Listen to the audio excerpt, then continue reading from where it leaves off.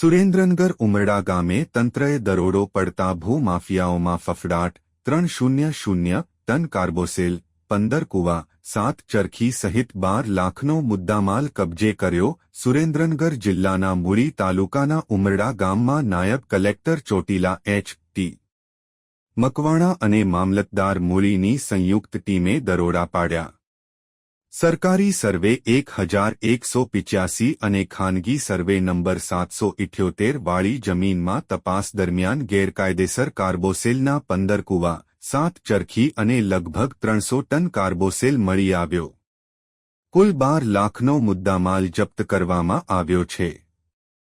આ કાર્યવાહી દરમિયાન રાતભર ચાલેલી ઝુંબેશમાં સ્થળ પરથી 200થી વધુ પરપ્રાંતીય મજૂરોને સમજાવીને તેમના વતન મોકલી દેવામાં આવ્યા.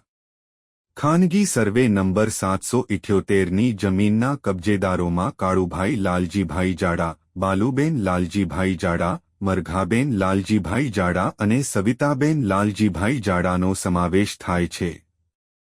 ગુજરાત મિનરલ રૂલ્સ 2017ના નિયમ 2.1.3 મુજબ આ વ્યક્તિઓ પાસેથી દંડની રકમ વસૂલ કરવામાં આવશે. જપ્ત કરાયેલો મુદ્દામાલ મામલતદાર કચેરી થાનગઢ ખાતે ખસેડવાની કાર્યવાહી શરૂ કરવામાં આવી છે.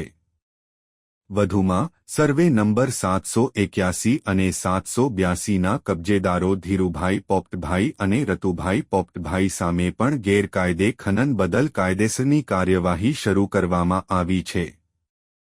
અન્ય ખાનગી જમીનોની તપાસ ચાલુ છે અને જેમની સામે પુરાવા મળશે તેમની સામે પણ કાર્યવાહી કરવામાં આવશે. સુરેન્દ્રનગર રિપોર્ટર મહેશભાઈ ઉતેરિયા દ્વારા.